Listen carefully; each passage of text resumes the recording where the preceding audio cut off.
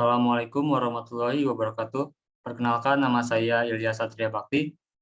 Saya di sini sebagai perwakilan dari kelompok 4, kelas 1 DC1. Kelompok 4 ini beranggotakan 4 orang. Yang pertama ada Harida Afnia dengan NIM 2214210111. Harida ini bertugas sebagai ketua kelompok dari kelompok 4. Yang kedua ada saya sendiri, Ilya Satria Bakti, dengan NIM 2214210110. Terus ada Jaka Nugraha dengan NIM 2214211012. Lalu ada Jela Sukmawan dengan NIM 2214211013. Di sini kami akan memaparkan hasil praktikum yang sudah kami lakukan. Yang pertama, menentukan volume benda yang akan dijelaskan oleh Jaka Nugraha. Yang kedua, ada menentukan nilai percepatan gravitasi yang akan dimaparkan oleh saya sendiri. Yang ketiga, ada menentukan percepatan benda yang akan dipaparkan oleh Jela Sukmawan. Lalu ada yang terakhir itu ada menentukan titik berat yang akan dijelaskan oleh Halida Afnia. Untuk Jaka Nugraha dipersilahkan. Bismillahirrahmanirrahim. Assalamualaikum warahmatullahi wabarakatuh. Perkenalkan, nama saya Jaka Nugraha. Di sini saya akan memaparkan hasil praktikum pertama, yaitu menentukan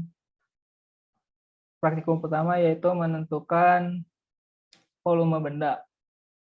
Di sini dalam menentukan volume suatu benda dibutuhkan alat dan bahan, yaitu kalkulator dan penggaris, dan tentunya benda yang akan diukur volumenya.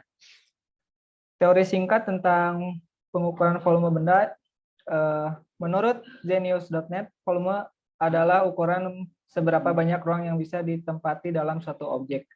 Dalam hal ini kita akan menghitung volume dari balok dan bintang 3D. Untuk menghitung volume kedua benda tersebut, dapat menggunakan rumus volume langsung dari balok dengan rumus V, yaitu volume sama dengan panjang kali lebar kali tinggi. Sedangkan untuk menghitung volume bintang 3D dapat menggunakan cara membagi beberapa bagian, yaitu 5 prisma segitiga dan 1 prisma segi 5. Dengan rumus volume prisma segitiga sama dengan luas alas kali tinggi. Selanjutnya, ada cara lain untuk menghitung volume benda, yaitu dengan menggunakan metode Archimedes. Pertama-tama kita mencari persentase rho dengan menggunakan rumus rho benda per rho air. Setelah menghitung persentase rho, kita harus menghitung benda tercelup dengan rumus volume kedua dikurang volume ke-1. Setelah diketahui persentase rho dan volume benda tercelup, selanjutnya kita mencari volume total dengan menggunakan rumus volume benda tercelup dibagi persentase rho. Nah, di sini ada cara menggunakan rumus volume. Pertama, mengukur setiap komponen benda yang akan dihitung. Kedua, catat setiap data yang didapatkan. Ketiga, menghitung volume benda sesuai dengan rumus yang sesuai dengan bentuk benda. Cara menggunakan metode Archimedes. Pertama, masukkan air ke dalam gelas ukur sebanyak 300 ml. Kedua, masukkan benda dalam gelas ukur yang sudah berisi air. Ketiga, amati berapa volume air yang bertambah. Keempat, catat berapa volume air yang bertambah. Lalu masukkan ke dalam rumus di atas. Nah, berikut ada data dan pengolahannya menggunakan rumus volume. Selanjutnya ada data pengolahan menggunakan metode Archimedes. Nah, di sini saya akan menjelaskan analisis pembahasan dan kesimpulan. Analisis pembahasan, hasil dari pengukuran yang dilakukan menggunakan metode analitik dan dalam menggunakan metode Archimedes itu berbeda. Hal ini dikarenakan berbedanya cara pengukurannya. Kesimpulannya, untuk mengukur volume benda kita tidak memakai beberapa cara. Kita bisa memakai beberapa cara, tetapi hasil dari setiap cara pengukuran harus dibandingkan dengan menggunakan cara yang lain supaya hasil yang didapat lebih akurat. Untuk pemaparan praktikum kedua, dipersilahkan untuk Ilyas memaparkan hasil dari praktikum kedua. Dari saya sekian, terima kasih.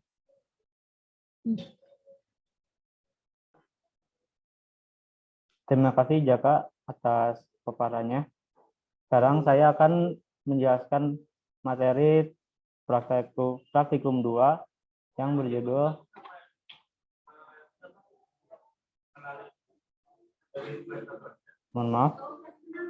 menentukan nilai percepatan gravitasi.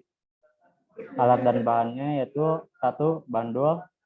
Kita memakai besi dan 2. Tali, 3. Penggaris, 4. Meja untuk penahan, 5. Gunting, dan 6. Stopwatch. Teori singkatnya adalah, menurut Tetro.id, gaya gravitasi adalah gaya tarik yang ditimbulkan oleh bumi terhadap suatu benda.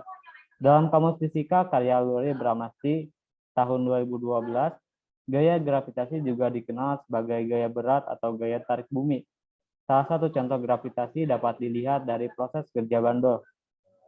Bandul sendiri, menurut Wikipedia, ialah benda yang terikat pada sebuah tali dan dapat berayun secara bebas dan periodik yang menjadi dasar kerja dari sebuah jam dinding kuno yang mempunyai ayunan. Langkah pengerjaannya yaitu yang pertama, siapkan alat dan bahan. 2. Ikat tali ke bandul. 3. Gantungkan bandul di bawah meja dalam keadaan tergantung. Yang 4. Tarik bandul sampai membentuk sudut 10 derajat. Jika sudah 10 derajat, lepaskan bandul. Hitung waktu osilasi bandul dengan 5 kali percobaan dengan jumlah 10, 20, 30 osilasi. Yang ke-7, hitung periode bandul. Yang ke-8, masukkan dan hitung persamaan bandul dengan rumus T sama dengan 2V akar L per G. 9, carilah nilai dari gravitasi dari data yang didapatkan. Nah, ini adalah hasil data dan pengolahan yang telah kami kerjakan. Bisa dilihat.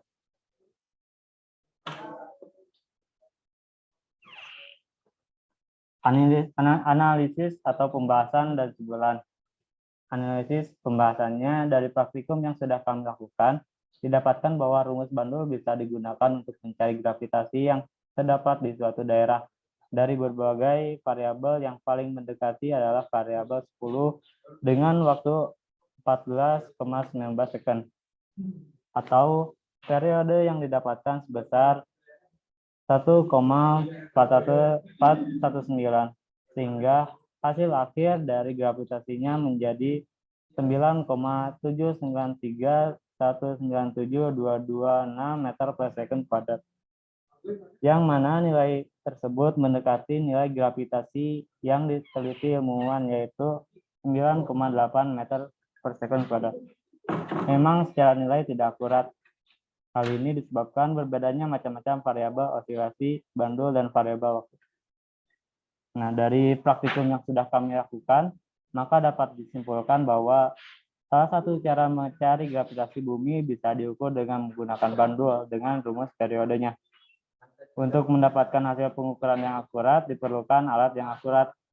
Bila hasil yang kita dapat masih kurang akurat, kita harus melakukan beberapa kali eksperimen agar mendapatkan data yang lebih akurat. Nah, sekian dari paparan saya. Silakan dilanjutkan oleh Jaka. Mohon maaf, Jela Sukmawan. Terima kasih. Mohon maaf.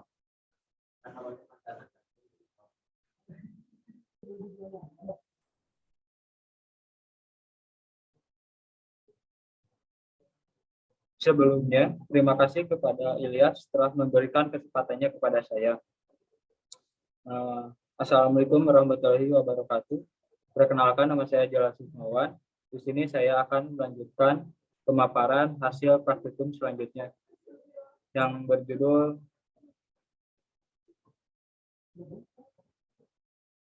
penentuan percepatan benda.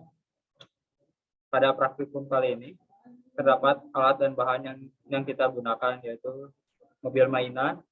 Yang kedua itu ada trek duplex dengan panjang lintasan 50 cm.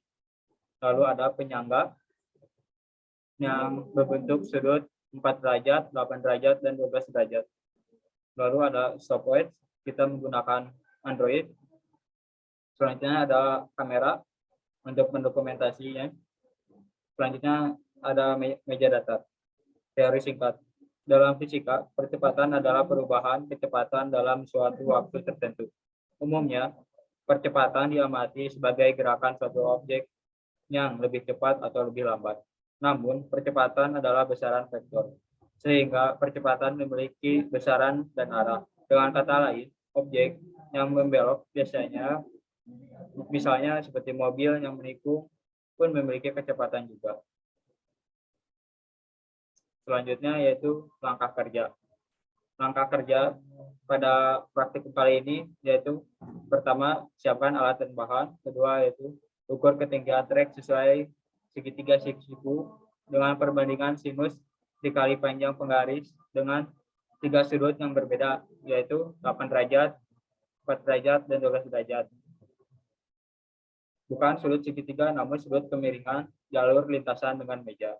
Untuk menentukan ketinggian trek, bisa didapatkan dengan menggunakan rumus trigonometri dengan menentukan panjang trek dengan sisi depan H sama dengan sin sisa samping. C. Siapkan mobil mainan di puncak di mana posisi ban belakang sejajar dengan garis 50 cm. Selanjutnya, siapkan stopwatch. Selanjutnya itu hentikan stopwatch ketika ban belakang tepat berada di akhir lintasan. Dan yang terakhir adalah hitung kecepatan mobil mainan. Berikut adalah data dan pengolahan dari hasil praktikum yang kami lakukan. Ini adalah hasil data dari pada kemiringan 4 derajat. Ini adalah data dari kemiringan 8 derajat. Dan ini adalah data dari kemiringan 12 derajat.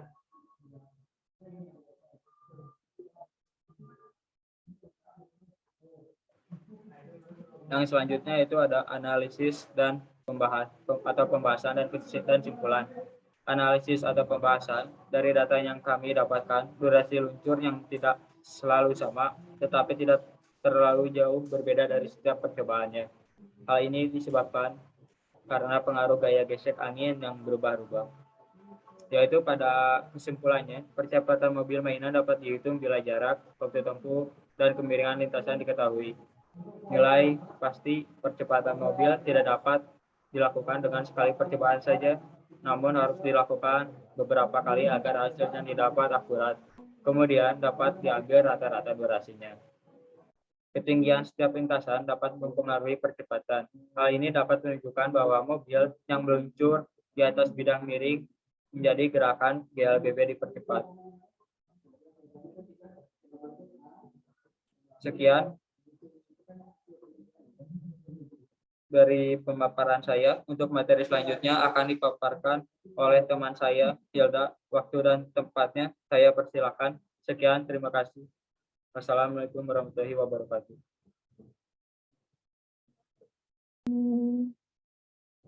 Terima kasih kepada Jala yang sebelumnya sudah menjelaskan materi yang sebelumnya. Saya akan melanjutkan ke materi yang terakhir, yaitu menentukan titik berat benda. Dalam menentukan titik berat benda, alat yang dibutuhkan yaitu kardus, gunting, penggaris, spidol, tali, dan selotip. Kemudian, langkah dalam pengerjaannya, yang pertama, siapkan alat dan bahan yang dibutuhkan, ukur kardus sesuai ukuran yang diinginkan, potong kardus sesuai ukuran yang telah diukur sebelumnya. Kemudian, kardus dengan benang yang telah diberi beban agar tali tegak lurus menggunakan lakban.